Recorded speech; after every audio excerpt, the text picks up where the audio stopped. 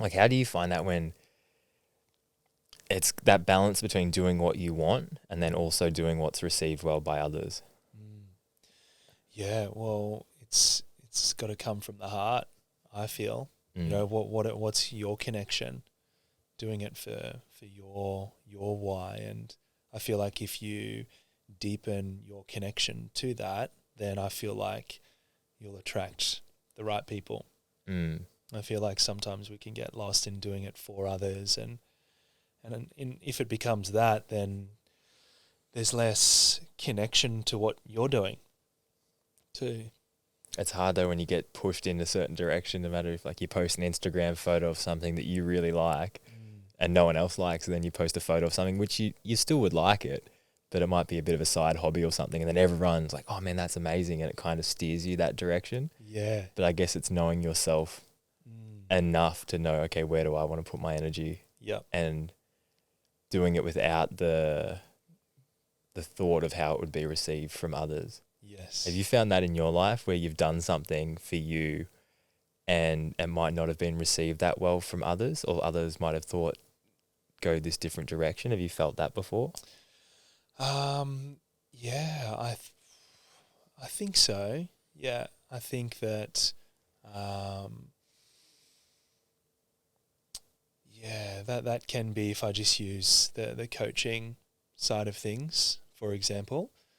I suppose there can be this difference between high performance versus rehabilitation, or helping to support somebody through pain and things like that. And I think that it can be alluring to, work in a high performance realm, and that from an outside perspective, the rehabilitation side can look not as fun.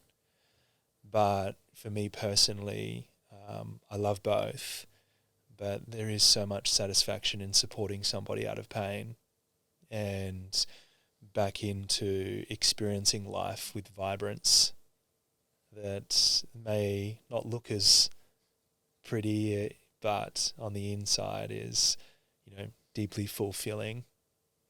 So that could be one example that feels like it has been around in my coaching times. Because you don't get the podium, but you get someone that can like walk properly again without pain. Totally. And like, what's worth more then? Yeah. Well, to me, it's somebody in pain. Yeah. Yeah.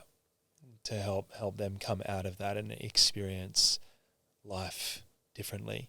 I mean, obviously, supporting people in reaching their dreams is incredible, and if that's podium for something, or winning a race, then big time. There is so much fulfillment, but I really know that on a soul level, somebody coming out of their pain, having done the work to get out of it, working on themselves mentally, emotionally, nutritionally, physically, having to make all those changes, changing programs, paradigms for themselves to pull out of pain, means they become a total new person. And it was their pain that supported them to become that total new person. Do you find as well when you deal with these people with pain, is it hard to separate the fact that the pain almost becomes part of their identity of who they are, and you need to almost reshape how they view themselves to then start the healing process?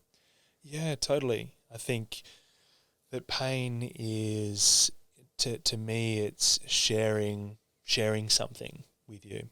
It's sharing that there is a further potential to unlock within you at a soul level. And so when people, I feel, are experiencing chronic pain, they're just being called to further investigate into themselves, further, seek support with somebody that resonates with them. But pain is a guide. It guides us. We just judge it. We judge it quite a lot. We judge it as a bad thing, but it supports our growth. Yeah, we need to go through it. Yeah. But we still avoid it Totally. at all costs. Yeah, but if we avoid it, we don't grow. Yeah. It's like how diamonds are created. They're created through pressure. Pain is pressure. and learning how to dissipate it, but at the same time be able to utilize it to begin seeing things in a different way, evolving your mindset, means that it's a necessary thing. What's the hardest thing to rewire in someone that's going through like chronic pain, in again like helping them fix that pain and understand that pain? I feel we all have this within us. It's just how turned up or how turned down it is. But the most difficult part would be the inner victim. Yeah. The inner victim to the situation, the circumstance, or what's happening. That's I've worked on that for myself in situations. And when people come to see me, it's they're victim to pain.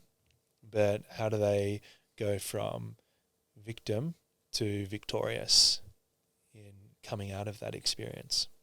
Have you felt that in your life, where you felt you victimized yourself through a situation or through pain? Totally. Yeah, big time. There's a moment of opening native state, which is, what have I done? What have I done to myself? But can very clearly and, with an open heart say that I'm out of that phase and incredibly grateful for what I've created, but definitely lots of pressure. It's a slippery slope when you go, when you said the victim with healing with pain, it just it hit me pretty hard then, because I thought when I had my accident recently, I fell into that victim mentality of why me? Why now? And then the hard part is people come in and reinforce that. And they go, yeah, like you got a shit deck of cards. Yeah, you're unlucky. Yeah. And they almost baby you. And then it kind of builds like, oh yeah, I should be annoyed. I should be angry. This isn't fair. I was so close to retiring, all these things. And you get in that self-talk of like, why me, poor me. And you get so stuck in that.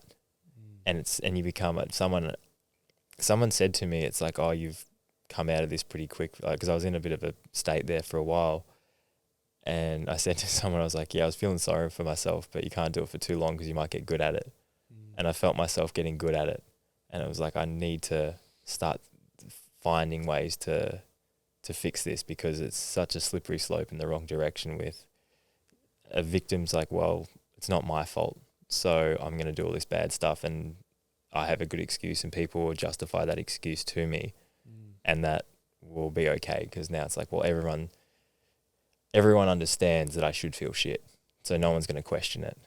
But at what point do you go, wait a minute, I don't want to be in this state anymore? And I guess that's what you'd have with people coming to you. It's like how you flick that switch to go, no, how do we be victorious and what do we do? What's the first thing you'd say to someone coming to you that has that victim mentality and that pain and wants to, obviously they do want to get better because they've come to see you, but I guess that the process of starting that?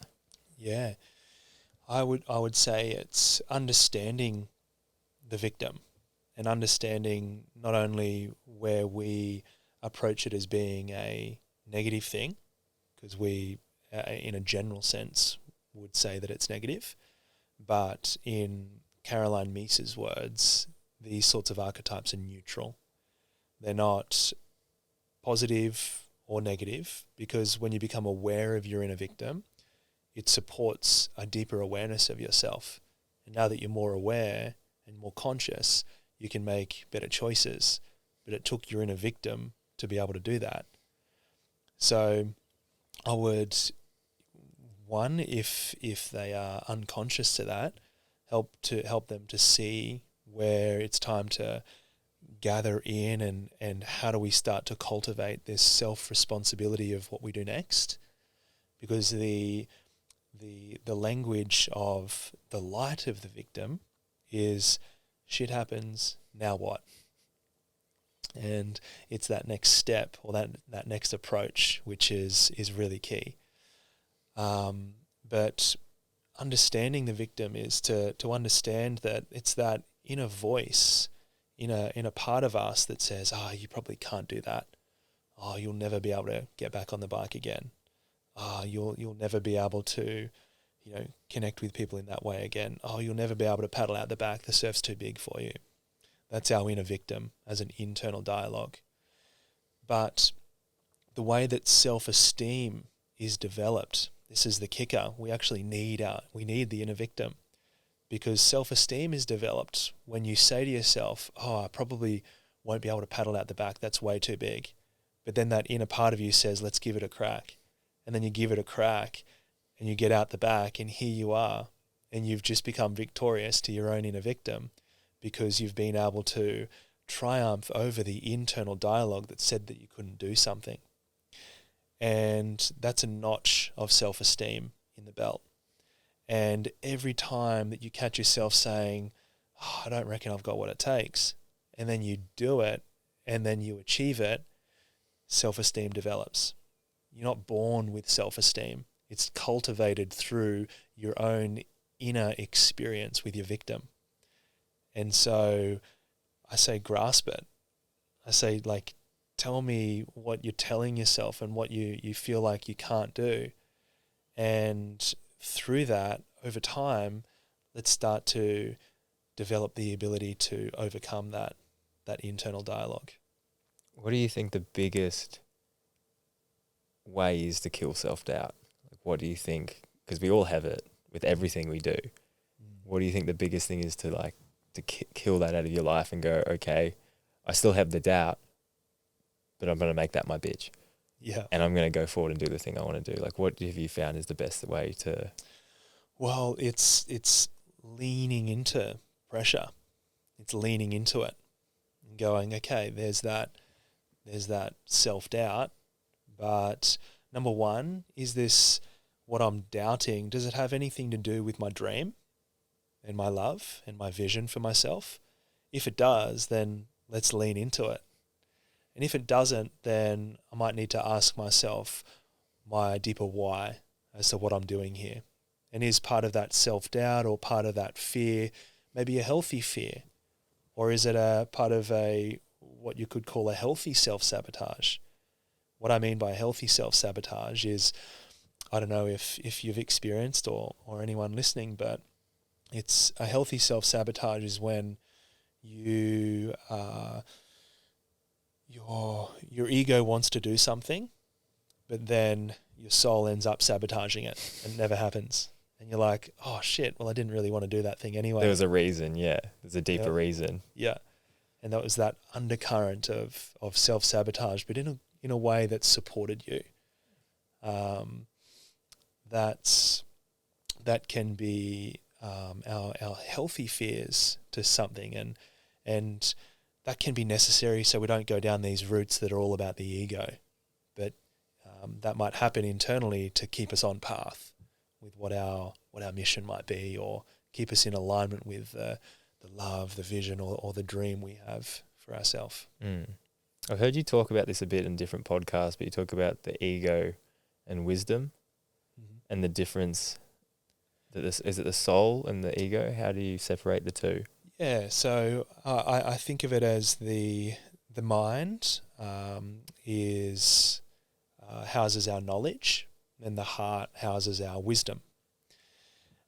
And if we experience something enough times and we start to turn that knowledge into wisdom, then we kind of integrate that experience into our bodies, and it becomes integrated into our heart. And so the way that I think about it is that it's important for us to observe the knowledge we have about something, but how do we integrate that into further wisdom? Because we want to be able to walk through and support others and be of service to others and helping all of each other to grow and evolve, but that happens through wisdom, walking the path.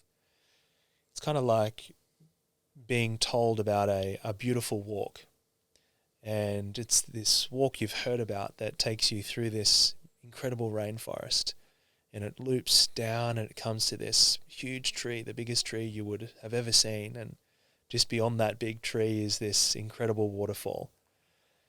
Well, you can have knowledge about that, but having wisdom about that would be having walked that path through the rainforest having wisdom about it would be sitting with the tree and experiencing its height and its beauty, and then having a swim in that waterfall and experiencing, that beautiful cold water. It's like a deeper level of connection with the experience of what's actually happening. Yes. Yep. Exactly. And do you find as well that you say with the knowledge, it's like just because you know something almost doesn't mean you know it in a way, if that makes sense? Yeah. It's like because you've read something or you've seen something, it doesn't mean you actually until you've kind of experienced on that deeper level, you can't really connect with it as much. Yeah, you definitely can't connect with it as much if you've just heard about it or just read it. It's like, reading certain books and you're receiving guidance from somebody to do something, then go and do it and experience it. If it requires like foundations of work, then it requires time to cultivate that wisdom.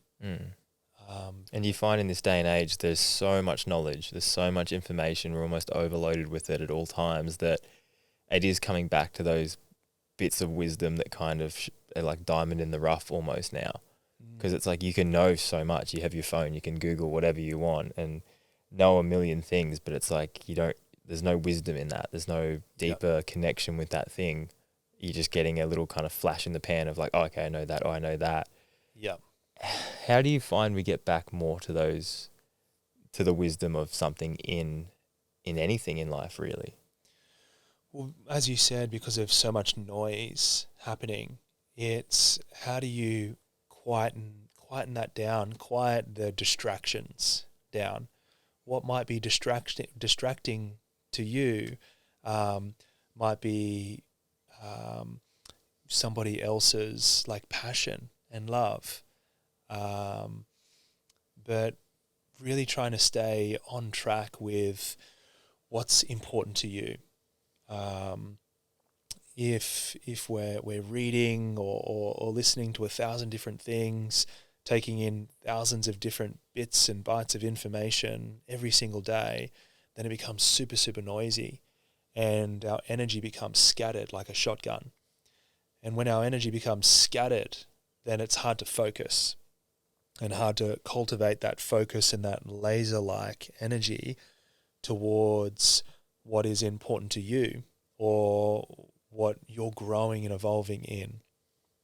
And so it's just how do you focus your energy? It's bringing it in more so than letting it disperse through all the distractions that we have. And even like before, how you did the breath work before coming into this, to like anyone listening, like that's I preach about it all the time, but such a good way to shut off the noise. Like if you can get out to nature, if you can breathe, if you can be in cold water, if you can do these things and get back to you and turn down the volume and all the noise. Yeah. Because you imagine you walk into a room and there's 27 TVs turned on and you go, think about what you want to do right now. Yeah. You're like, how? How am I going to do that? I guess like the breath work just starts shutting off each one of those TVs so you can center back into yourself. Yeah, exactly. Exactly. I got a question I normally ask at the end, but I'm going to ask it now anyway. When you're gone, how do you want to be remembered?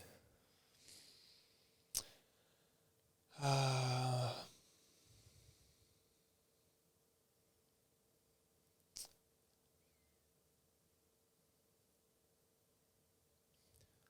would just want to be remembered for being somebody that represented as much love as possible.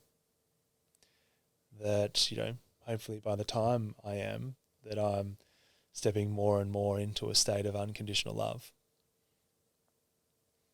Was there a point in your life where that shift changes to become that person or want to be remembered as that person? I suppose it's been working through the noise. Yeah.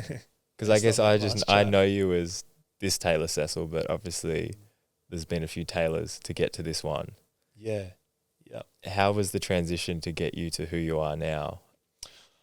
Well, it's been, I suppose it's based on what we've been discussing. It's been working through my own inner victim,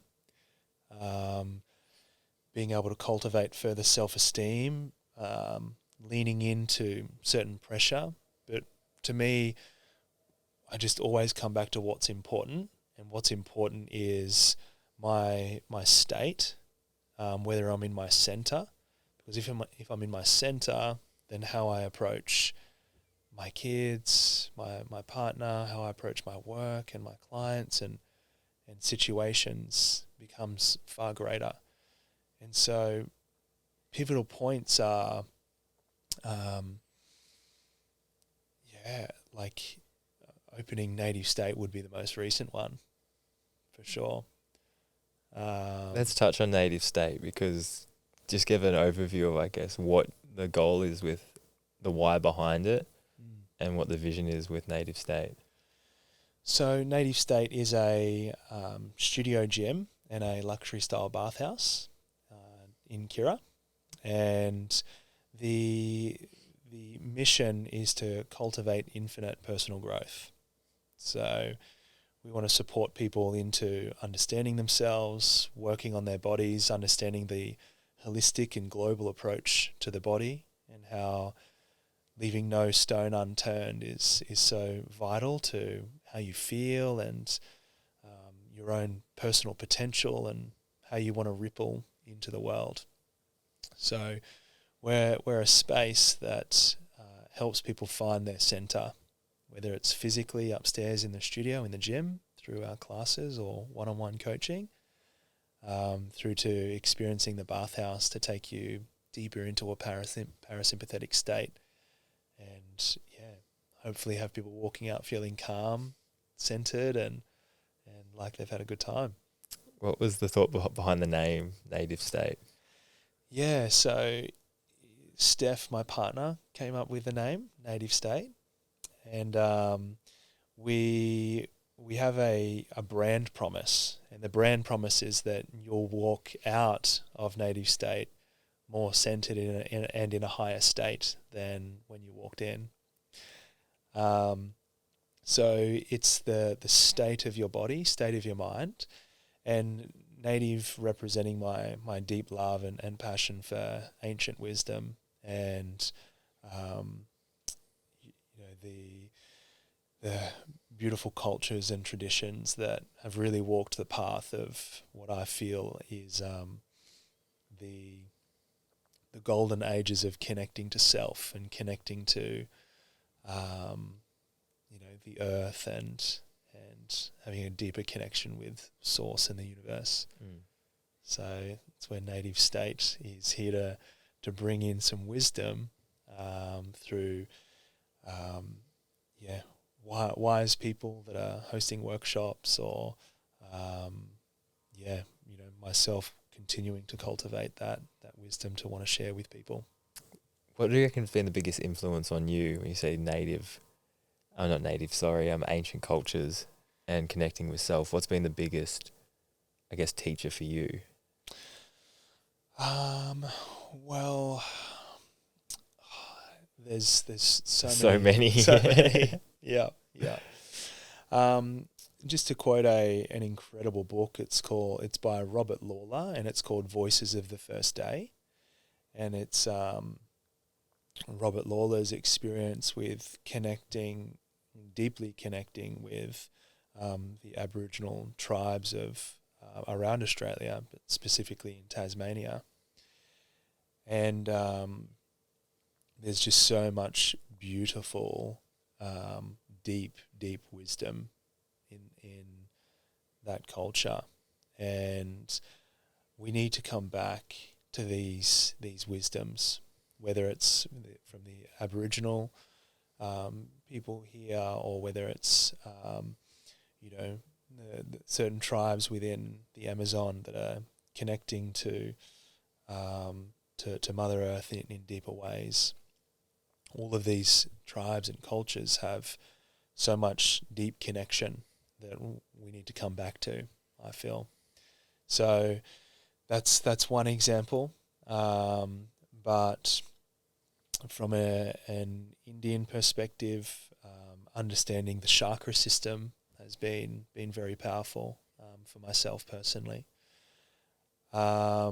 and yeah, from back to ancient Egypt and understanding some of their ways of thinking. It was a total different consciousness back then to how we think now, and to think, to be in awe and wonder as to how they were thinking is really interesting. Have you ever had like an aha moment where something kind of hits you and it changes your thought process on something when you've read something or seen something? When it comes to ancient cultures? Yeah.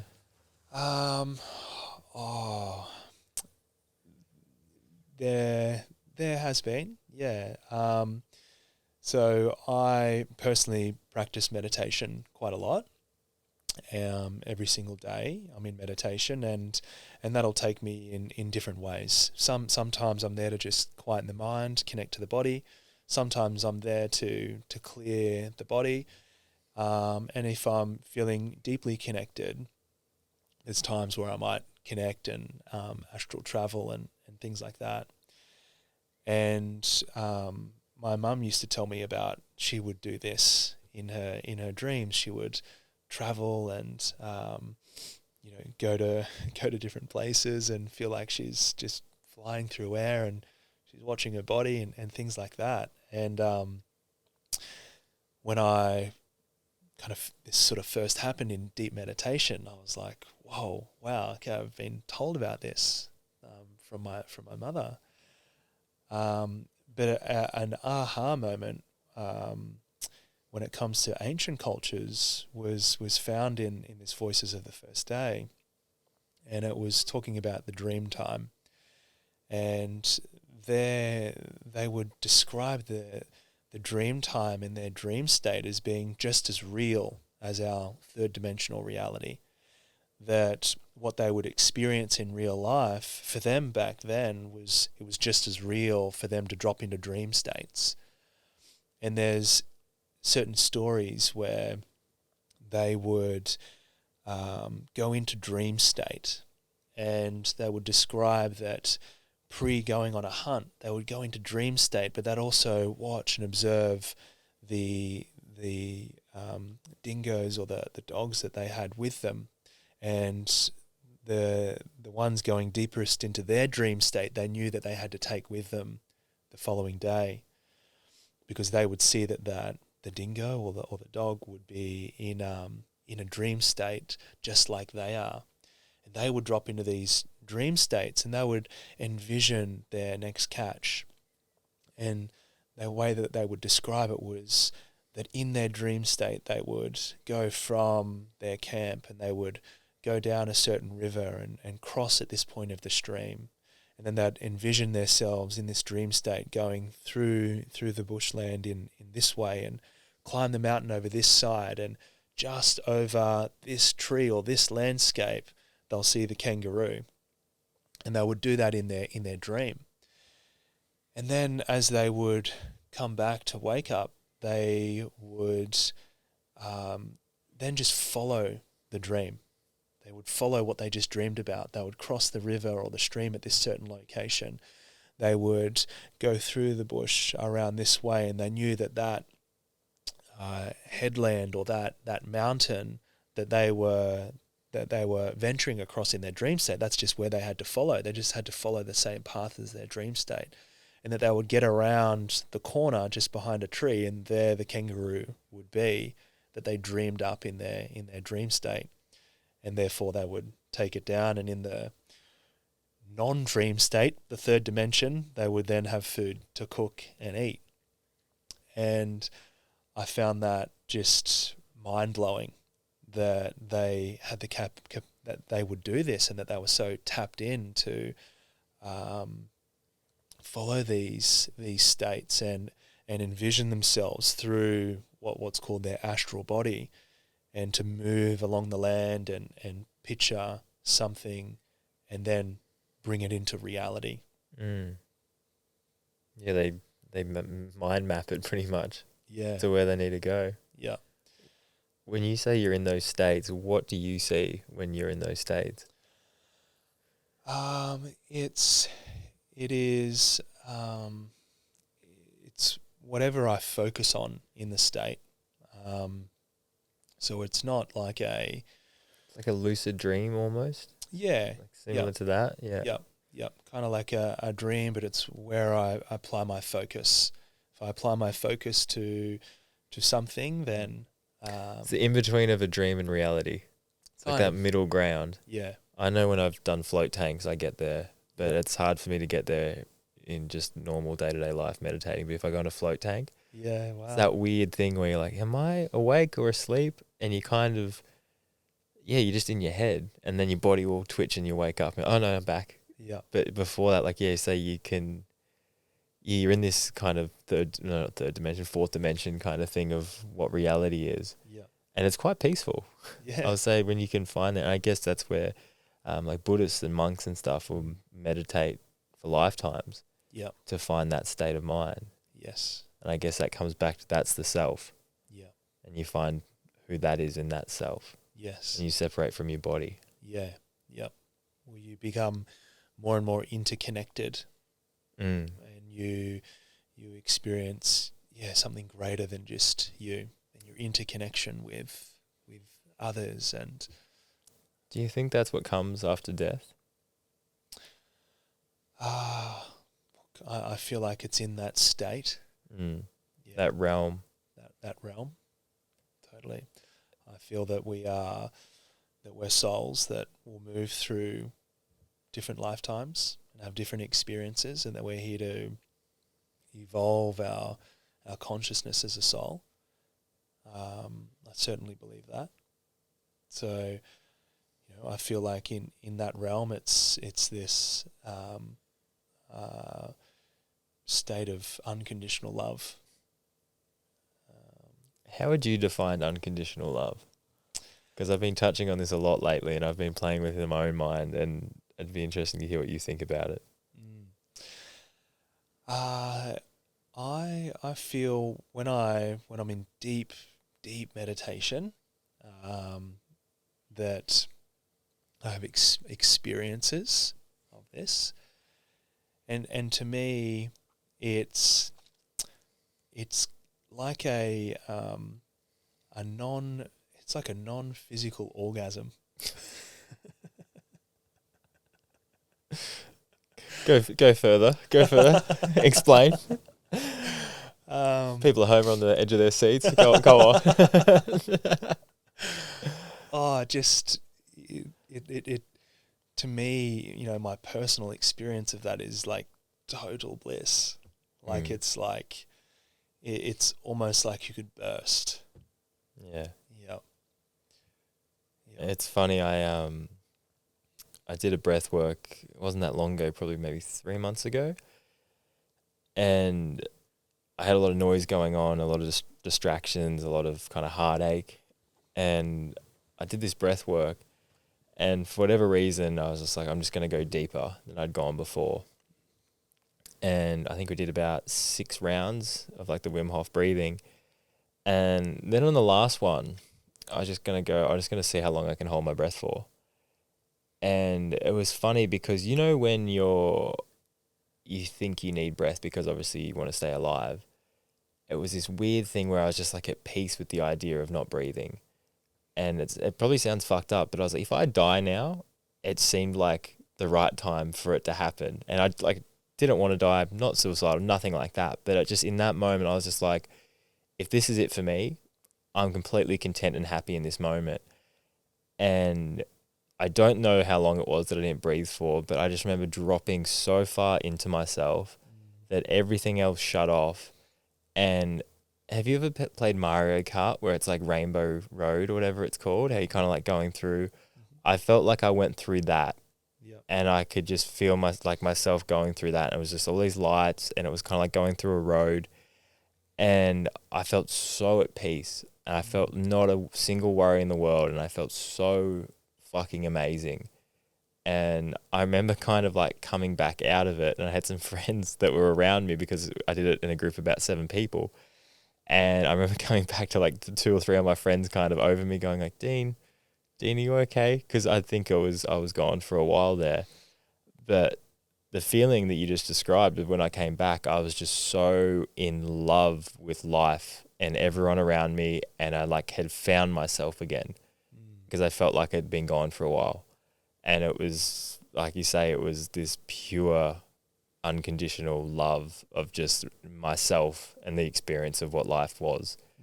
And it was such a refreshing thing to go through. And I just, from that point onwards, I was like, oh, me again. Yeah, I found beautiful. me again. Wow. So it's funny how you say that, like the unconditional love thing, because I've been talking about it a lot and I've been learning a lot about it as well, because it's very rare that you will love someone without something in return. No matter that, whether that's time, whether that's touch, whether that's love itself, without having that, you won't love someone. And it's such a powerful thing to love someone who may not treat you the right way, who may not want to be with you, who may be with someone else, and who doesn't show you love. And that's okay. You don't have to show up in their life. You don't have to be there. You don't have to see them. But loving them unconditionally for yourself is such a powerful thing to do. And I think if more people did that, they would be so much more in love with life as a whole, because they're not holding on to this thing of, again, the victim mentality of, well, they don't love me back, or they treated me like this. And you're like, you need to let go of that. You need to let go of that and get rid of that, because it's okay for someone not to feel the same way as you feel. But you doesn't mean that changes. Like I always say to people, I'm like, if you only love the people that love you back, you're letting them control who you love. And it's like, you need to do what's right in your heart and how you feel, and stop letting other people control how you feel in your life. And that's such an important lesson. When did you start understanding unconditional love more and what it was actually about? That's beautiful, by the way, bro. And yeah, what a magical experience, and Yeah, it was so cool to find yourself again in that moment. It was, I just remember coming out of it and I was in a room, I was just like, I love everyone in this room right now. Like everyone, thank you. And like, you feel charged. You feel so charged up. And yeah, it was just funny, the experience of going into that state of just like, you just lose all worry. You realize all worry just goes, all concern goes. And you go, not like, who am I? But you kind of go back to you. And like you say, yourself. And you come back and you go, oh, like everything is amazing. I'm exactly where I need to be. I'm doing what I need to do. All these other little things don't matter. And like, it is kind of like loving yourself. Because you go, what I'm doing and who I am is amazing. Like if I look in the mirror, I'm like, you become so happy with who that person is looking back. And that's all that really matters at the end of the day. If you can do that, then the rest will kind of fall into place. Totally. And coming back to your question, my experience of working towards that, it's really well stated by Paul CHEK. Paul describes this really, really well, and he talks about the 4 levels of love. And he describes the first level of love, it's called violent loving. Violent loving, as an example, would be when you are doing something for short-term benefit, but it would be long-term detriment. So it might be, eating your favorite food that doesn't really resonate well with your body. You eat it, it tastes amazing, but it's not really supporting you long-term, or supporting your dream, or supporting your goal. Violent loving takes you away from your dream and your goal, but it gives you that short-term satisfaction. And violent loving is where we begin. We kind of begin in that realm, and then we want to work our way up to the next level, number 2, and this is conditional loving. And so conditional loving is when it supports you in coming out of violent loving. So you need to start to place some conditions on yourself. I'm only going to love myself if I stop going out 5 nights a week. I'm only going to love myself if I reduce that to 1 night a week. Or I'm only going to love myself if I get my ass out the door and I start moving my body and training. Conditional loving is, okay, don't you dare touch that food. And it has that kind of internal dialogue to it. It's not of the highest state, but it's supportive to take you out of violent loving with yourself.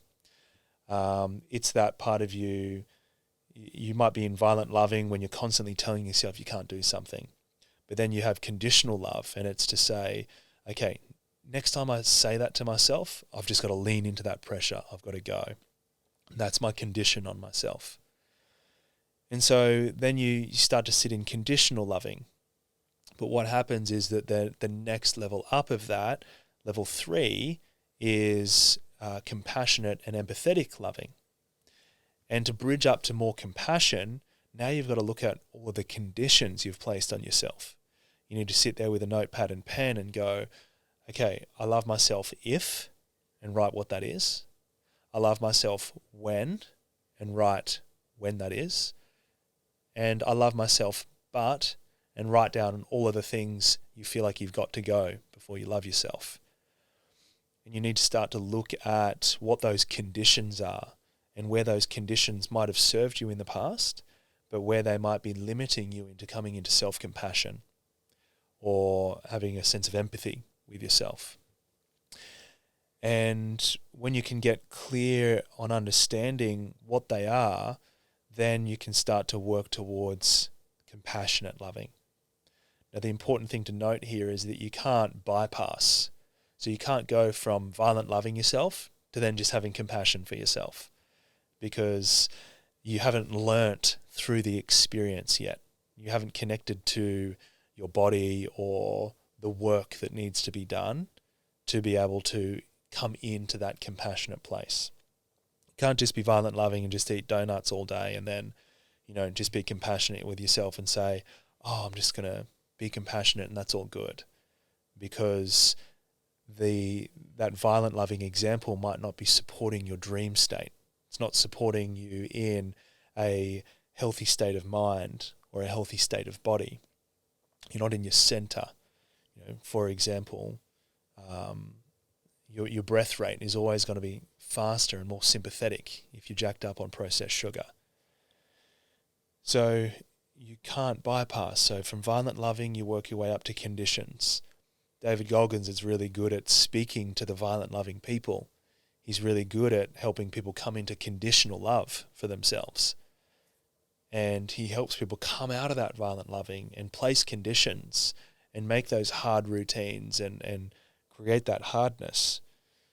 But there may be certain points where that might limit your ability to come into a place of compassion. And so compassionate loving is next, where you start to walk through holding a little bit more compassion for yourself, where you have this ability to slip up, but you go, okay, I see where I slipped up. I'm going to work towards better next time, but I'm not going to be here judging myself about it. When you're in compassionate loving, you know that judgment doesn't get you anywhere. That judging yourself just takes you further down.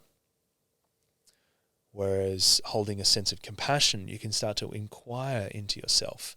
You become more interested in yourself when you become more compassionately loving.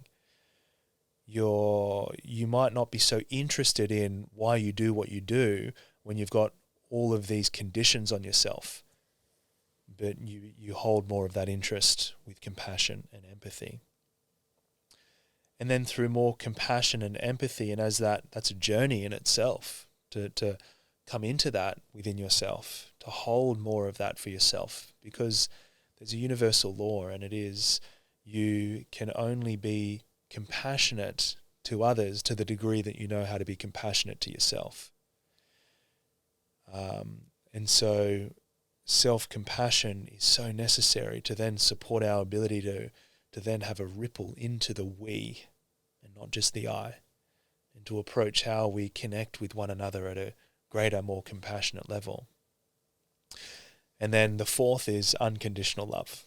And, this is, those very brief moments of experience that it sounds like you've had or I've had in certain moments. But, to walk the planet in unconditional love is where we quite far off being able to do that, but it is our journey, I believe. It's like being selfless in a way.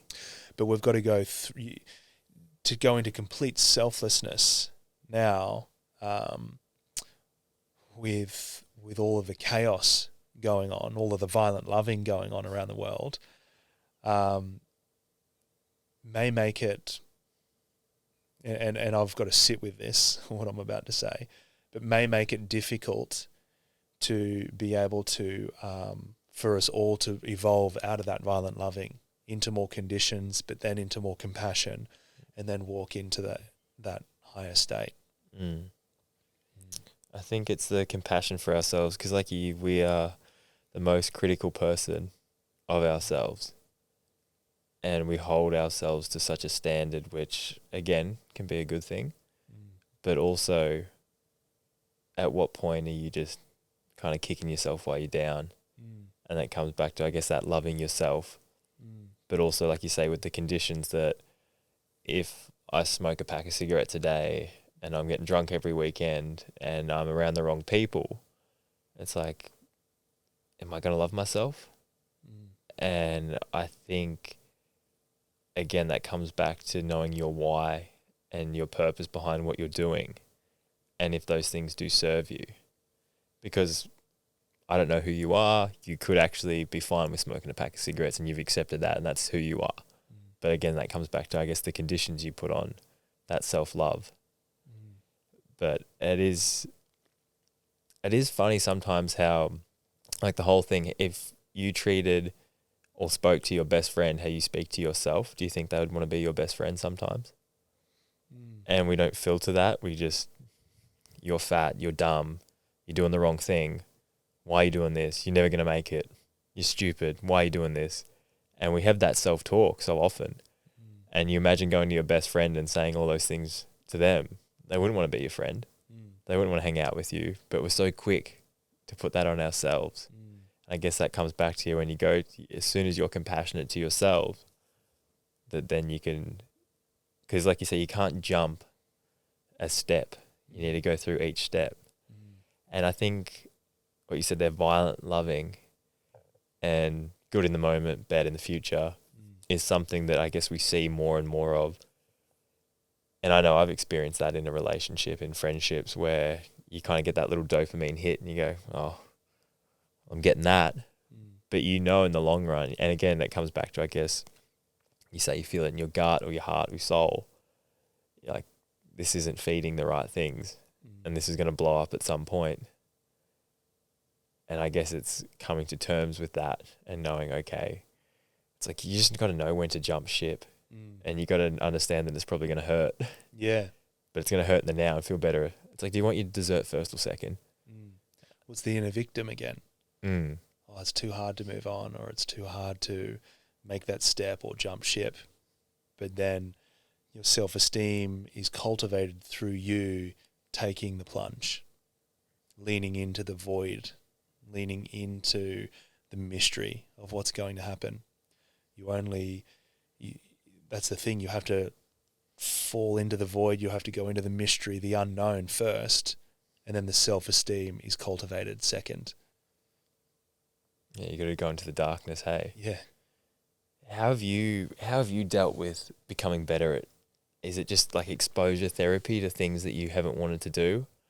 And it's that just one step at a time process to get through it, to overcome those challenges? Well, having support, for one thing, having a mentor, having someone to bounce off what you might not be seeing has been incredibly helpful.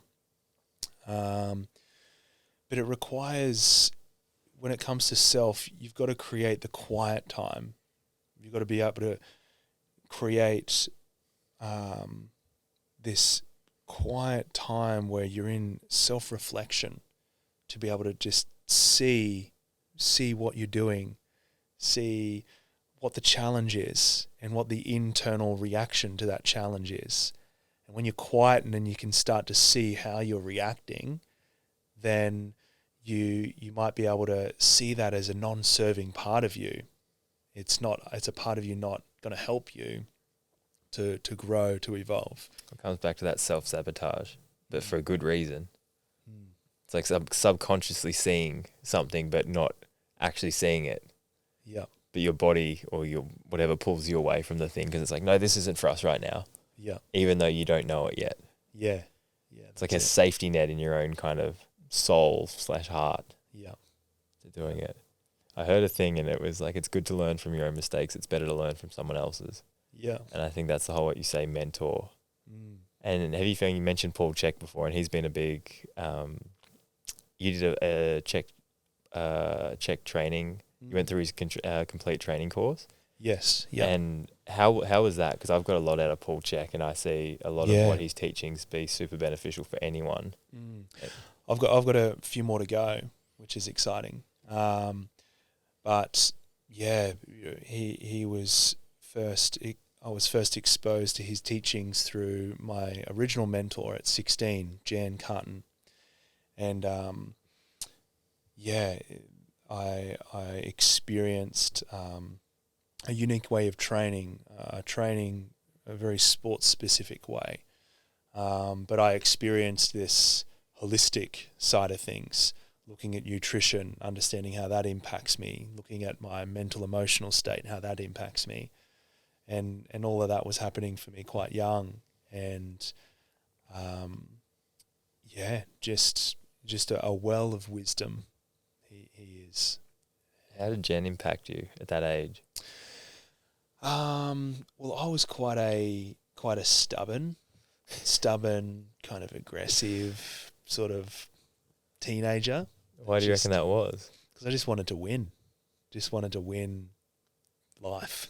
Wanted to be better than everybody else. Do you reckon your ego was steering your decision making? Totally, yeah. Well, it's during that age that it's the development of the ego. So we're developing our self-esteem, our ego, our identity, our will, our drive, and for me at that time it was about winning and being on top, being number one, seen as number one, and better than others. Not that it would have been seen that way at that time, but that was the deep unconscious programming that was really running the show. So she helped me to see more of that, and helped me to cultivate a better way rather than needing to be this alpha dog sort of mentality. How did that come about? How did you fall into that? Well, I got chronic fatigue, so I was so depleted from trying so hard that my body shut me down for 6 months, and I was sleeping for anywhere from 12 to sometimes 18 hours a day, just trying to catch up on my energy.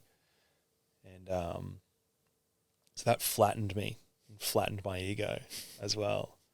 And so I had to learn new ways of doing things. I had to come out of that. And there's so much beauty in those experiences too. There's not one bit of me that regrets having a strong ego like that. But yeah, it really took being wiped. It took chaos. It took a form of life chaos to restructure and reprogram what hasn't been working, and to die that off, and to birth something new, a new way of thinking, a new way of being had to come out of that. It's funny what can be found in chaos. Yeah, well, when the house is on fire. Yeah. Chaos is, in Greek mythology, it's where all the new gods emerged through the Greek god Chaos, with a K. So the Greek god Chaos is where all the new gods were birthed out of.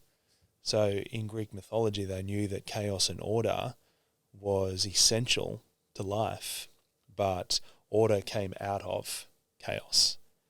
And so that something has to be chaotic first before it can come into a new form of order. So whether we have miniature chaos events for ourselves or big ones, that's a great thing. It's a catalyst for change, isn't it? Yeah. Because you don't want to live in that. Yeah. You don't want to stay in the state of chaos. You go, how do I change this? Yeah. And what do I need to do to change this? Yeah. The thing, if as you're listening to this too, is that you don't need chaos to create a change. Some people are sitting around waiting for chaos. They're just sitting on their ass, not stepping into their potential because they're waiting for something else to change before they do. So that's like an important one to remember too, is that you've got your own free will and you get to choose. You get to choose. Or it'd be a bit of advice you'd give someone in that state of sitting around and knowing they wanted to change, but not changing. Yeah, well, that's. I might talk a little bit about your own. We've all got our own inner masculine energy, and our own inner feminine energy. Though we're two guys, we've also got feminine energy. Just brief on both. Your masculine energy is your ability to take action. Your masculine energy is your ability to instruct yourself and to pursue and take action upon that instruction. Your feminine energy is your ability to nurture yourself, to allow and to be. And we need a beautiful balance of the both to be able to work towards our greater potential. And so if you're sitting and you're not leaning into things, and you're in avoidance, that's classified as your distorted feminine energy. So you're in your distorted feminine energy when you are fearful and you don't want to lean forward, and you're hiding or you want to run away from things. And so what's first required is your own inner balanced feminine energy, which is to nurture yourself and see and allow yourself to see that you are procrastinating. And from there, it's once you have an awareness that you're procrastinating on something, through that awareness, it's now time to cultivate your inner masculine energy, which is to go, okay, what do I need to action? What do I need to take a step on? Do I need to action setting up my alarm for tomorrow morning? Do I need to action going to the farmers markets and buying healthy food? Do I need to action sourcing help? Do I need to speak up and take action on telling people how I'm really feeling? That would be your balanced masculine energy to do so. So that's something I might recommend if you're catching yourself feeling stagnant, stuck, procrastinating, not leaning into pressure. And also know that not doing anything is still a choice. Exactly. Like a lot of times people, they say, well, I'm just going to keep doing what I'm doing or not do anything. And I was like, that's a choice that has a reaction. Yeah. And it has a future. And I think it was Chris Williams talks about the whole idea of visualizing, obviously positive outcomes, but also the power in visualizing negative outcomes. And it's just like, if I stay doing what I'm doing right now, what does my life look like in 20 years or 30 years or however long it may be? Totally. And obviously we're always trying to run away from pain and go into pleasure. And it's like whatever motivates you more in those two, you'll probably, like if you're motivated by pain, visualize yourself in 20 years. And if it's not where you want to be, that should light a fire under your ass. Yeah. Because I find more for myself, I'm more motivated by pain. Like pleasure's nice, but I think I'm more motivated to not be in the gutter than I would be to be in a mansion. So it's like if you said, oh, you could be in a mansion in, I don't know, 20 years, I might be like, oh, well, I'm kind of happy in my house. That's all good. But if you said, no, you're going to be in the gutter if you keep doing this, I'd go, okay, we need to change some stuff and get going. And I think that, like, I think it's good to live in the moment, but it's also good to have a plan of where you want to go. And if the decisions you're making don't feel right with you, where they will get you, and look forward.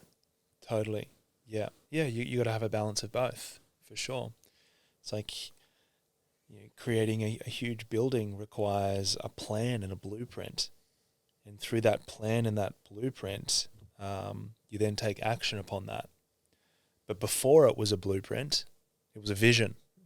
And that's the most important part, because a plan isn't very motivating. A plan's something we just execute. Something that's motivating is a vision of something. Because how do you balance that with the whole living in a moment, but also planning for a future?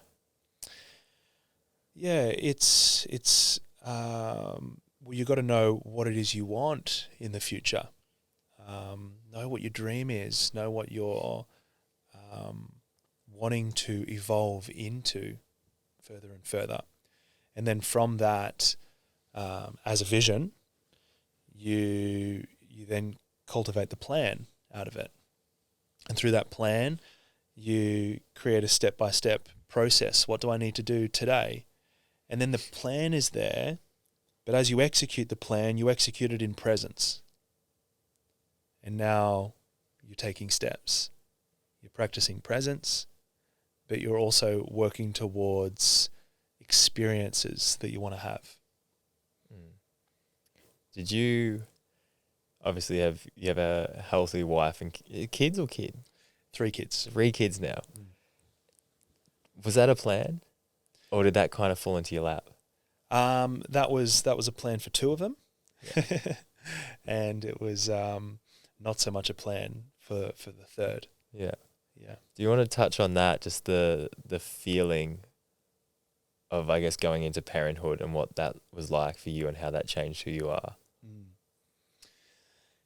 Yeah, well, it's been incredibly motivating for me to want to increase my conscious awareness of myself, to keep evolving how I approach things, because I know that I'm having a direct impact on 3 little brains that are so sponge-like, taking in all the things I say, all the things I do, the energy I hold day to day.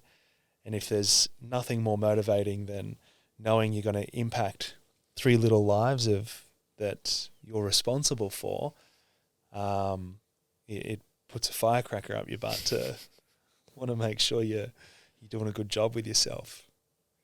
Because, we want to grow kids that are helping our planet and helping others. And what have they taught you?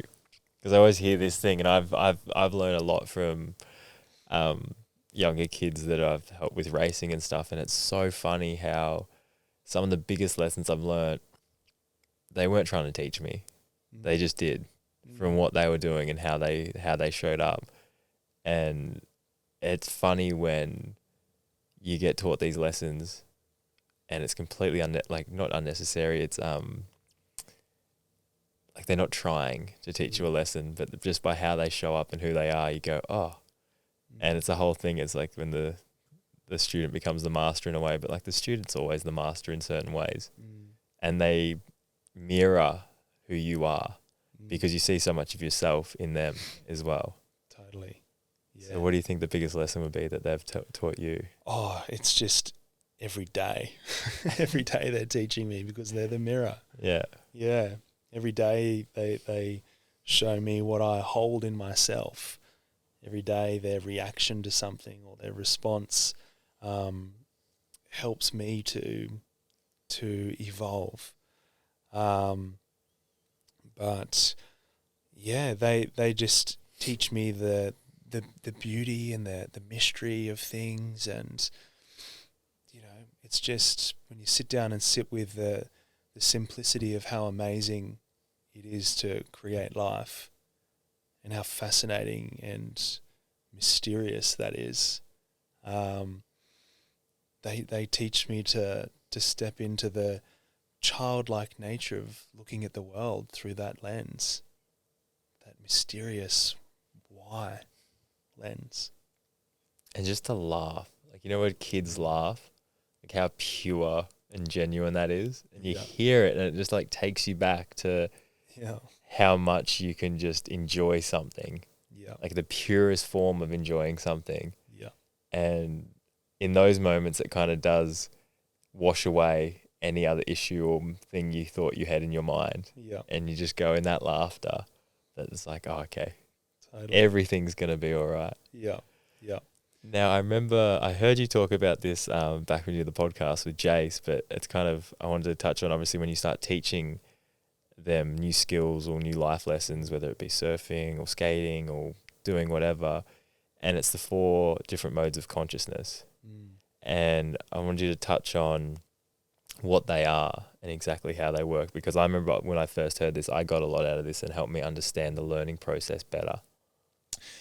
Yeah, so anything that we are approaching, if we're approaching it unknowingly, then we are unconsciously unconscious. So we just don't know that we don't know. It can be like driving a car. You just don't know that you don't know how to drive a car as a small child. And then once you're unconsciously unconscious, but then you start to become a little bit more aware, you become consciously unconscious. Shit, now I'm aware that I don't know how to do that. I'm now aware that I don't know how to do that thing. And then from there, we become consciously conscious. Okay, now I'm aware, but I've got to think about it. I can do it, but I've got to really think, and I've got to be conscious, and I've got to be present when I'm doing it.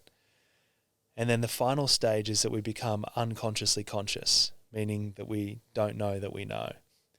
And when you're unconsciously conscious, you're just moving through it, and you do it in a way that you don't even know how you did it. It's like I think about that with my riding, when I'd get to a point where I'd be riding some gnarly track or doing big jumps, and I'd be thinking like, what am I going to cook for dinner tonight? And it's like this autopilot thing. And when you explain that, it was like, oh, you get to that like mastery of a craft. Yes. And you're on autopilot almost in your brain, and you can bring in these other things. And I think about when I go surfing, like I'm not thinking about other shit.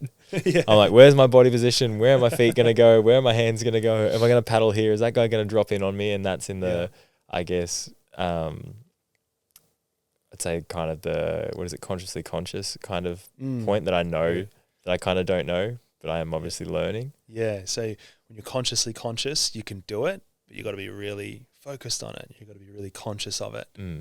That's that phase. And I think that should be a goal to anyone if they're doing something, is to be unconsciously conscious at that thing. Yeah. Because I think in that state, it becomes flow.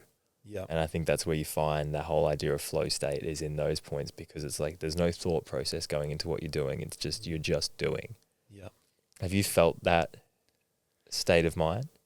Yeah. Well, I feel that state of mind, when I'm running is one. In my craft of work, can really step into a flow state, or, helping somebody, but being like, oh, didn't even realize that, I didn't have to be conscious to be able to help you in that way. It's like you said, it's through repetition. Whatever we're repeating so much of becomes that unconsciously conscious state. It comes from the heart almost, doesn't it? When you speak like that, it's very rarely it's happened, but there's had times where you'll speak passionately about something and there's no thought going into it. It's just coming out. Yeah. And you almost stop speaking and you go, where the fuck did that come from? Yeah. Like it came out exactly how I wanted to say it, exactly in the right time, exactly in the right way. And it was almost that didn't come from my brain, that came from somewhere else. Yeah. And those states they're addictive. Yeah. They're super addictive. Yeah, totally. I was going to ask you as well, what was it like, because we met at the time where you were doing rehab work with Mick Fanning. How did that connection work, and how was that relationship to get him back from injury? Excuse me, mate. It's okay. The old spicy water. The spicy water. Sorry. Down the wrong hole. Some more will fix it. Yeah. Down the right hole. Oh god.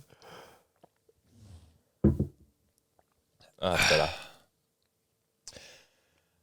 Do you want to ask me that again? I was gonna say, when I met you, when I was traveling up here in my van, and I came in and did a session with you and Mick Fanning, which looking back now was super random. The whole kind of how we met, obviously just through Jace McAlpine and stuff. And I wanted to say as well, it was funny when, like, that was a really quite a pivotal point in my life, because I'd had this out of body experience, needed to share my story, felt this urge to come and share it, like this pull. And then I hadn't even met Jace before. And it was funny, I got put onto his podcast, and I was like driving up the coast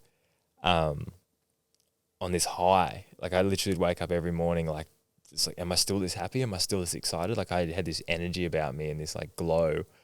And I remember coming up and I listened to the podcast that you did with Jace, and a lot of things you said really resonated with me at the time.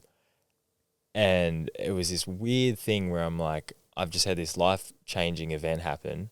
I had this pull to come up to the coast and share my story.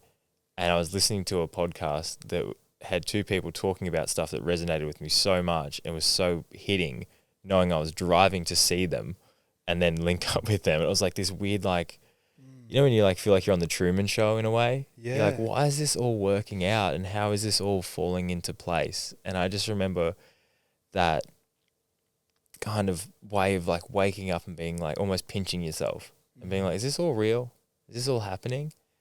And yeah, I guess the pivotal role that played in not only like my self-development in myself, but just like where I moved to, how I live here, like so many factors came from that kind of trip up the coast, and then what followed from that, and the conversations and the interactions I had with people, including yourself and other people around here, is kind of like, we're here now kind of so thing, cool. how that all kind of like led on. But yeah, it was funny when we got up here, I obviously met up with you and Jace, and then you like come and do a session with you and Mick, and we just did a little workout session, and you were doing some rehab with him, and then we did some breath work. But it was just, I was just saying, how did that relationship form, and how was that working with Mick? Yeah, and I remember that, that so clearly too, and us connecting, and it was an epic time, and the synchronicities were amazing. I felt bad because I remember I kept talking to you. I was like, I'm going to come up, I'm going to do it. And then there was COVID, and then I was going away, and it just like, the times weren't lining up. But I remember I was just this like, I want to come up, I want to do this, I want to do that. And I was so excited. But yeah, just with how the world kind of played out and everything that happened, it obviously didn't go how I thought it was going to go. But yeah, eventually we did get here in some way. Exactly. In good timing. And that's how it works sometimes. We just have to have that patience for how things will unfold. But in terms of working with Mick, when I first started training with Jan at 16, he was training with her at that point. And she helped him work towards his 2007 world title. And me being an athlete and sort of watching that was really cool. And so we had that kind of connection from there. And Mick grew up being really good friends with my brother, Aaron, as well. And they've got an amazing connection. And just through my work, there was a point where Mick had ruptured his ACL, and he reached out to ask for support. He'd done this sort of work that I was offering before, and it had worked really well for him. He had really been the pioneer and one of the first surfers to train hard in the gym. And now every surfer trains hard in the gym, but Mick was one of the first, and he was doing that with Jan. And so people were seeing him train hard and then rip. And so, when he reached out to me, it was an absolute honor. To go from being a 16-year-old boy, watching him win a world title, through to, many years later, helping to support him and rehabilitate him and help him get out back into the water. I'm so incredibly grateful for that experience. And, we've got he's an incredible friend, and he lives just down the road from me. We see each other all the time. And the twists and turns, hey, that get you to those points in life where you go, how did I end up here? Yeah. How did I get to this point? Yeah. Yep. Always. It's funny. Thinking that. You touched on this, obviously you did triathlon for many years. Was that obviously a catalyst to you learning more about the body and how to look after it? Is that kind of what came first to you and was your first passion, and then you kind of went, how do I utilize the rest of these tools to get the best out of my performance? Yeah, it was. It was such a playing field for me to put to practice this holistic approach, this full mind, body, food, meditation, visualization approach to the test. It being my playing field, I would practice. Like, okay, if I work on my biomechanics, what happens? Shit, I run faster. Wow, how good is that?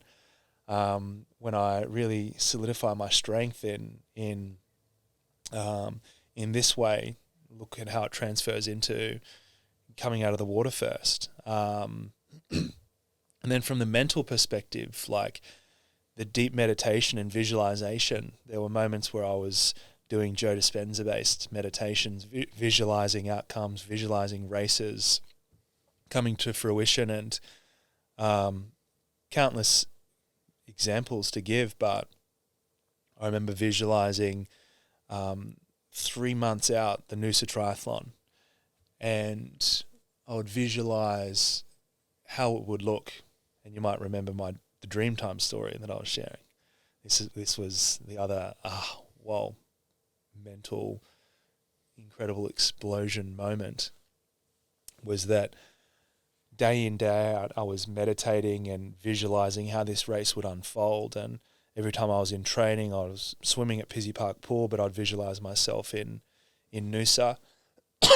And then I was on a bike, I'd be out at Crumman Valley, I'd visualize myself in Noosa riding up the hill. And then I'd be running through Hedges Ave, heaps of people around, and I'd have tears running down my face because in my mind I'm going across the line and I'm on top of the podium in this race. And I would do that every single day, and then I get to this race, and the visualization of it being a cloudy day, well, it was a cloudy day. And the visualization of me coming out of the water in this front pack, that happened. And then riding the bike, I'm in this group, and I look around and the same people in my visualization are there. And then I get off the bike, and there's this very specific moment in my visualization. I remember thinking, okay, I'm going to visualize that I'm next to my idol and we're going to have a K to go. And, at this certain landmark, when I get to the bridge at Noosa, I'm going to kick, I'm going to go. And I'm going to go over the bridge, and I'm going to drop him. And over that side, my parents are going to be cheering. And over here, I'm going to high five my coach. And then I'm going to go across the line with my hands out of my fingers here, and all the cameras are going to go. And it gets to a K out, and I have a look, and I see my idol. He's right next to me. And I'm like, okay, it's called, hang on a second. I've seen this happen before. Hang on a second. Here's the bridge. This is where I'm meant to go. Oh, shit, here it is. Okay, go. And I go. And then I'm going over the bridge, and I see my family over there cheering up and down. And I see my coach, and I high-five him, and then I go across the line with my hands across, and all the cameras go. And I'm like, what the fuck just happened? And it was like deja vu. In that moment, I personally felt like I'd found a glitch in the Matrix, in that you can bring these events to you. You can bring these experiences into your life through how you think about it and how you feel about it. And from then on, I was like, shit, people have got to know about this shit. People have to, I'm so excited to share, and I have to understand what's happening. Like I did it, I followed through, but what's the science behind that? What's the understanding and my deep passion to know why I just went on this rampage of studying and yeah, it's why I love to do what I do today and help people. And that definitely began with triathlon and my experiences in racing. One thing I'm super fascinated with is when you crossed the line and you won and you finished, did you feel more emotion in that moment or when you visualized it 3 months before? I would say in my visualization, because in the moment of going across the line, You've lived it before. I've lived it before, so I was in like awe and wonder. It wasn't emotional to me; it was like fascination. I can speak on that on such a similar level where I do the same. I'd be at a race and I'd cross the line and I've just won. And I remember sometimes I'd do it when I'd be driving. And I remember so many times I'd be driving in my car and I'd just be bawling my eyes out. I'd be so happy. I just won. I just got this result. I just done this thing. And then when it actually came to fruition in real life, I didn't cry. I was happy. I was over the moon. But I pulled more emotion out of it in my visualization at home 6 months before, 3 months before, by myself in a car. And I thought about it for so long. I'm like, why am I so emotional? I'm like, then and not now. And I was like, because I lived it. Because I'd already experienced this feeling. And I needed to experience that feeling through visualization to get the fuel to achieve the goal. But in the process of obtaining that fuel, you take it out of the moment in the future. And it's a catch-22. And I'm sure some people have won without visualizing, but I feel like it would be a lot harder. And I compare it to, do you know who Sir Edmund Hillary is? So he's a New Zealand guy, and he was the first guy to summit Mount Everest. And in an interview, he said, when he was asked, why are you going to climb it? And he said, because it's there. And I compare that to when you visualize something, you see it, and suddenly it's there. And no one else has to see it. You see it. And I think when you see it in your mind, it's like that becomes your mountain to climb. And like the triathlons or the racing or the down, like whatever it is, it's like when you visualize it, you see it. And there's so much power in seeing yourself in that situation, seeing yourself win that race, seeing yourself with all the cameras and all the lights and go, that's what I want, and pulling all that emotion out of it. But it's so interesting to hear you say that same thing where you're like, you're more in awe of the situation than pure emotion through crying or through whatever comes up in that. But it's a weird catch-22, and you can because you can teach that, and I guess that's what part of what you do is getting people to visualize stuff and to really to feel it, to really feel every part of it and see it. And I'm not sure how, I guess the best way to teach that is maybe through meditation and maybe through breath and real channeled focus into a certain hobby, passion, sport, whatever it may be. But like the benefit in doing that, I think, will give you the fuel to achieve the thing that you want to achieve. Yeah. But it's where you pull it from. How would you say you try and, if you were talking to someone, an athlete, how would you try and get them to visualize the best they could? Yeah, well, I would ask the question, what's the current vision? What's the vision for yourself now? Have you created or imprinted this in your mind yet? And if you haven't, then let's do it. Like, let's explore it. And detail it. In detail. Yeah. Yeah. And, that those details might be something that's accumulated piece by piece over time, because you can't just do it once and you're good. You might have the visual of just that part, but then it's the days and the days and the days of working towards it, and the weeks that you accumulate that start to fill it in like a jigsaw puzzle until the puzzle is complete. So it's helping somebody to get started on that, and that can be done through meditation or like a guided meditation. But first and foremost, I want to speak to them. I want to understand it. I want to understand it in my mind. I want to have the same vision. If I'm working with them, tell me your vision, because I want to have the same vision as you. And when I've got the same vision, then you're multiplying the power of this vision coming forth. And then every time that I sit with somebody, as a client, I sit with their vision as well. So I'm sitting with them, taking them through an exercise, or we're having a conversation, and I'm sitting with them, and I've got their vision imprinted in my mind, and I'm present with them in this moment, because whatever I'm doing with them or whatever I'm talking about has to be in some form of alignment to cultivating that vision that they've discussed. And if I feel them coming off track to their vision, then it's bringing it back. Hey, this is the vision. And are these choices you're making this week in alignment with that vision? And are you coming back to visualizing yourself in that? Because when you step into that vision, you cultivate the energy that you need to start to do the things that help you work towards that coming to fruition. But if you've lost sight of the vision, then you'll start to move back into old distractions or old habits and old ways of being. And who do you look like in that vision? Who do I look like? Well, who do you or who do your client in that vision? It's like you're visualizing the thing happening, but like, who do you look like? Who do you look like in the vision of you being that champion or that successful person? Because you need to copy that and you need to bring that forward. Yeah. So, for me, I'm in their vision. I'm them. Yeah, you embody who they are. I embody who they are. I'm not. Taylor's got nothing to do with their vision. I sit on the sideline to it, but when I'm with them, I'm in their vision, and I'm watching them step into their potential.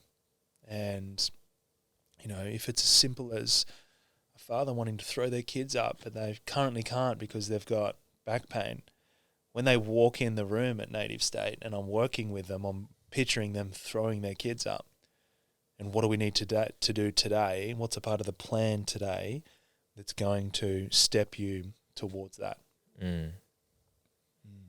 How is it for you? Because we talked about this before we turned the mics on, about when you do see clients and you do take on a lot of their struggle, pain, victimism. Is that a word? Victimization sounds better. Yeah. When you take on board all of that, for you, it's you taking on board that, but then it's you obviously need to still show up as you and not carry that with you. How do you find the best way to do that is? Because even through this podcast now, I'm feeling you take on a lot of emotion through people, and it's how to channel that and be empathetic towards them and feel it, but then also not let it control you. Yeah, well, for me, when I'm doing that, it's I need to find time to ground myself. So like grounding, it's a legit thing, right? Scientifically, it's drawing out negative ions. It's enabling you to connect to the electromagnetic, it enables you to decrease the electromagnetic stress that you've created within your day.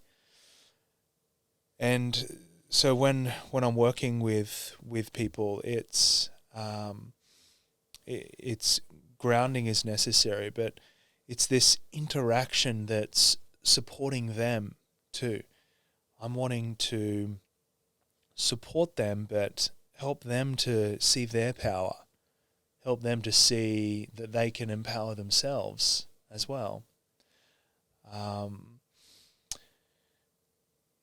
The other thing other than grounding is that it requires like quiet time. I need quiet time with myself. If I don't get that, then I can't be the best version to that person. And so I've got to understand what that balance looks like as well. And then you get fit. Like I'm coach fit. Yeah, you said that when you came in, and I get what you're saying with that. Yeah. Yeah, and that's time. That's just time. I've been doing this for 12 years, and yes, you get coach fit, and what I mean by that is that my container increases. The more I know how to support myself, the larger my container is, the more I can handle. If I don't know how to support myself, I have a small container and can't handle much. So if I can support myself in all of the ways that I teach, what's my nutrition like? What's my sleep patterns like?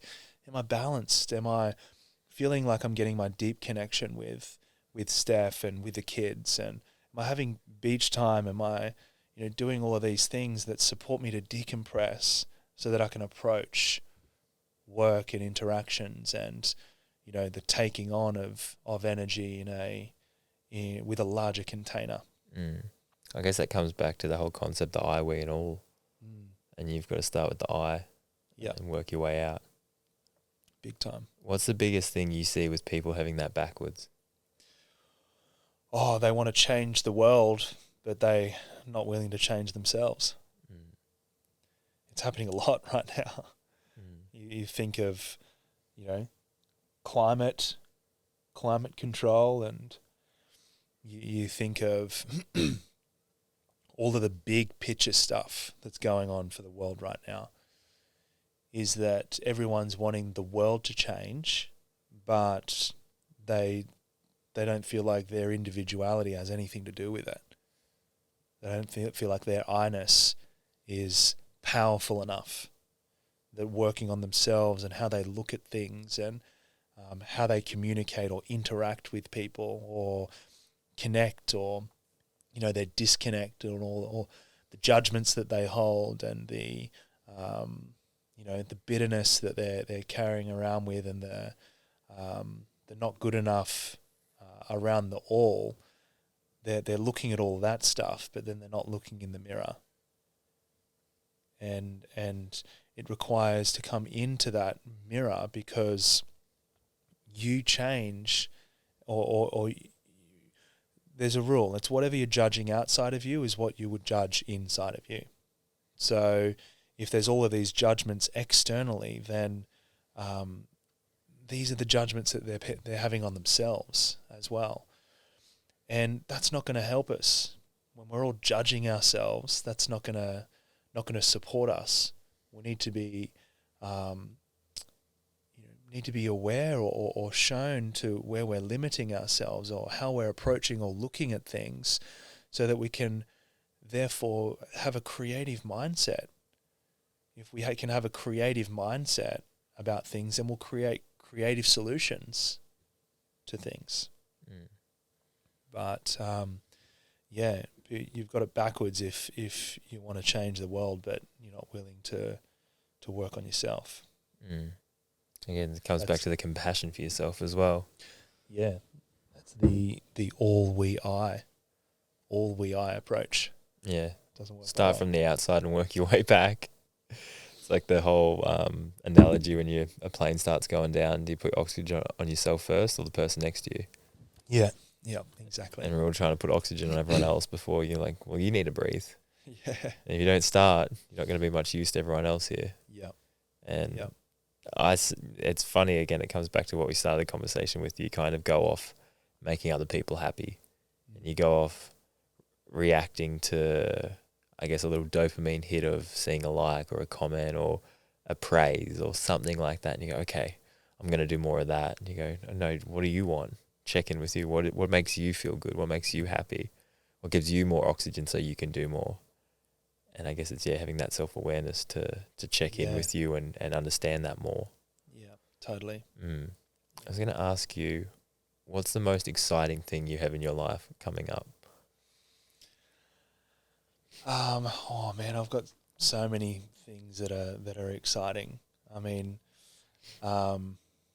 it's the further, this feels like an infinite thing when I think about it, but it's family. Like it's my further interactions with Steph and where we're going to go, where we're going to be, whether we're working towards the vision that we're creating for ourselves. It's how my kids are going to grow up, what their personalities are going to be like, what they're going to love, what their uniqueness is, what value that they have to offer the world. And then that comes out into, native state. I'm so excited by native state.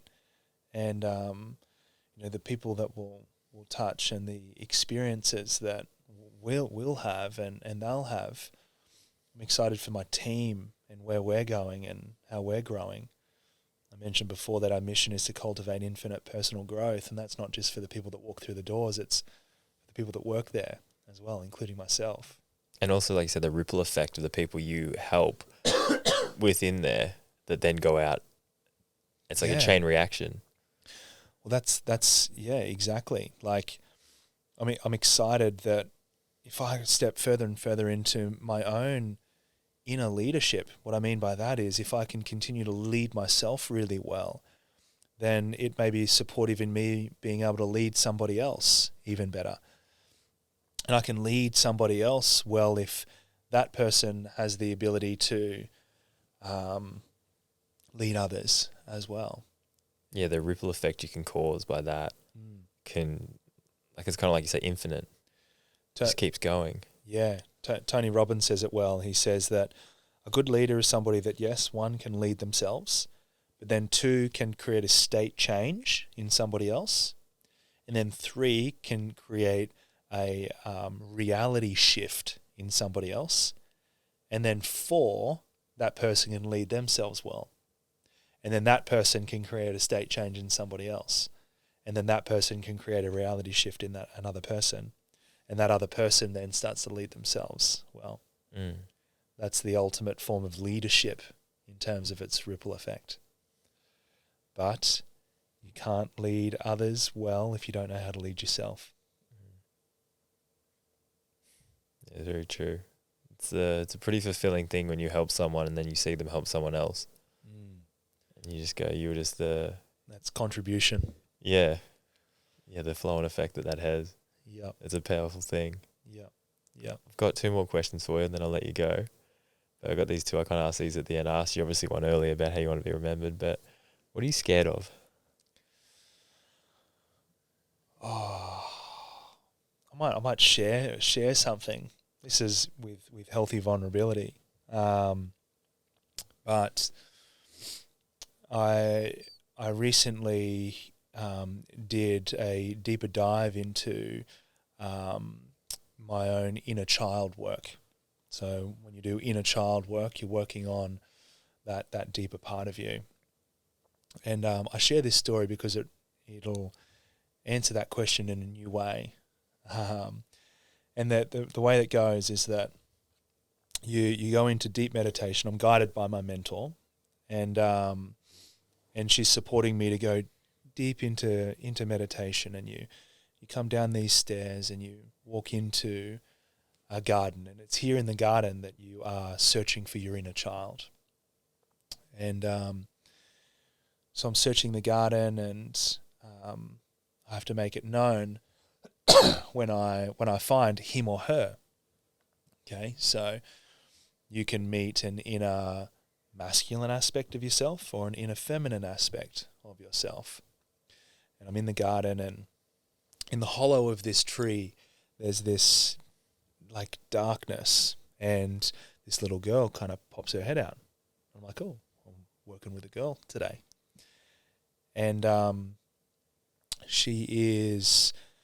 face is kind of shape-shifting. She's going from one face into the next, and then brings on a mask and then goes to the next. And I'm like, okay, I'm working with some stuff here today. And so I'm in this experience, and I'm working with my inner child, but it's coming from my perspective. So I'm in meditation, and this is what I'm seeing. And then you go through this process. It's this forgiving and loving process that you do with yourself. And you're holding hands. I'm holding hands with her, and I'm going through this process. And she starts to sit in my visual, she starts to sit in this like beautiful clear crystal. and this crystal starts to spin as if it's like cleansing her. But in this time, she starts to turn into this teenager, and her hair is black and it comes over her face, and it almost depicts the ring. And it starts to get a little bit creepy, and I'm like, oh, okay, stuff's happening here. And in my visual, she starts spinning, and what she's doing, I'm looking at her, and I'm going through this prayer of, release and forgive me, and I'm here to provide unconditional love with you.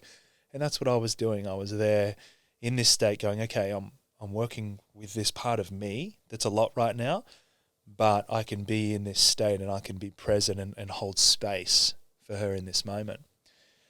And as I'm connecting with her, she's really like, this mask comes on and it looks pretty full on. And what I'm noticing in that moment is that she's wanting to be rejected.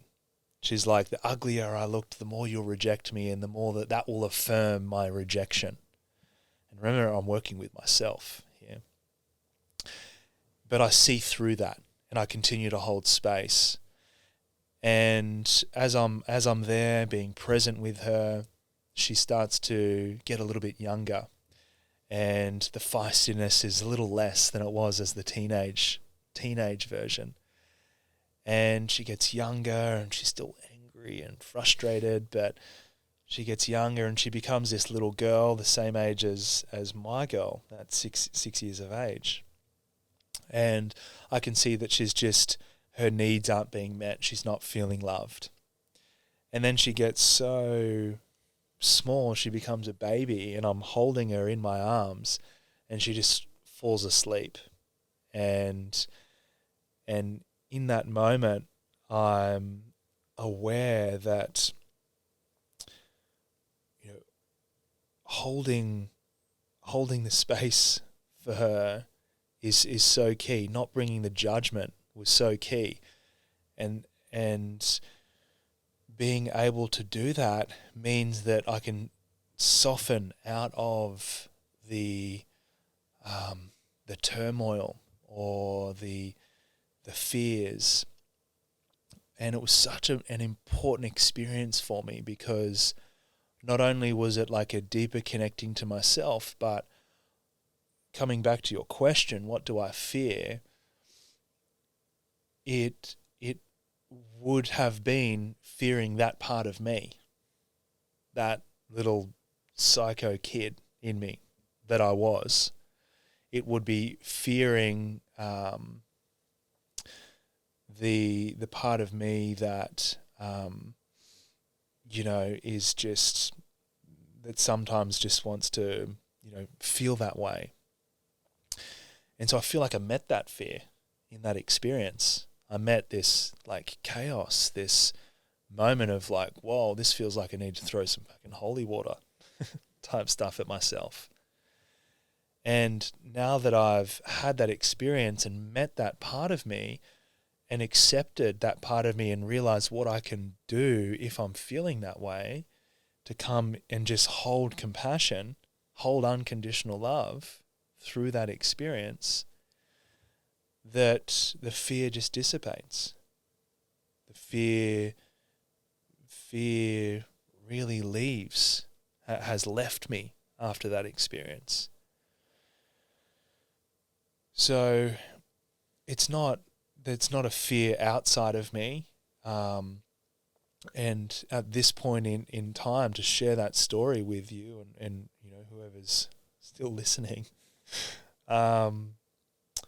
is that I can really safely say that at this point a lot has dissipated. Doesn't mean all, but I'm standing more at the summit of a mountain climb rather than down the bottom at base camp looking up at things that I'm fearing. Mm. At this point in where I'm at with work and with family and with that experience, I'm sitting at a summit that I'm here to celebrate for myself as to where I've taken me. I'm here at a summit to observe how far I've come and what I've overcome, to be able to, share that with you. Mm. Do you feel like you're saying that angry kid that was in there? Was there a fear of that person ever like kind of coming back, or were you the fear of not dealing with it properly? Both, I think. Like, a fear, there has been a fear of the judgment that would be received if I was to be that way. And it's not that in my adult life I would, do that outwardly, but there might be certain moments where that is happening inwardly. That's happening in the inner child version of me, the inner child part of me that's kicking and screaming about something rather than facing the responsibility. Mm. So, yeah, not showing up. Mm. Yeah, I get you. That's definitely a different answer that I've normally gotten. But no, I understand that. I see that. But yeah, it's like you say, the going back into that. I guess that's a version of you that was there. Yeah. And you don't want to go back into. And it's sat in the unconscious. It's not something that we're not consciously aware of in a child. 95% of our unconscious is our inner child stuff. Do you think as well with that has come up as well because you have kids now and there's a fear of them carrying that with them? Yeah, totally. And so that would be a fear, totally, them carrying that same energy. But now that I've experienced that, think of how much more supportive I can be to them when they're kicking and screaming or not happy or frustrated at something. I'm not going to meet them with frustration that they're frustrated now. I'm going to meet them with holding space, being compassionate, holding them, helping them get to the point where they can soften and just allow the emotion to be there, but progressively allow it to move through them rather than judging their emotion. I'm not going to do that because I know that doesn't work. Yeah, it's a powerful point. So it's that experience has helped me as to how I parent. Now. Like you say, sitting with them, creating a space where someone can feel comfortable. Yep. And that's a powerful skill that is harder to attain than you would think. But creating a space for someone where they actually just generally feel safe. And in that space, they can be vulnerable. They can be them true self. They don't have to kick and scream and put up walls. They can just soften and go, okay, what do I need to work out of here? And how do I work it out? Yeah. But it's definitely a skill I think we can all work on to create that. Yeah. And now my last question is, if you could go back and talk to your younger self, what advice would you give them? Well, I mean, I feel like that previous story could answer that too. And to me, maybe it's not advice. Maybe it is holding that space.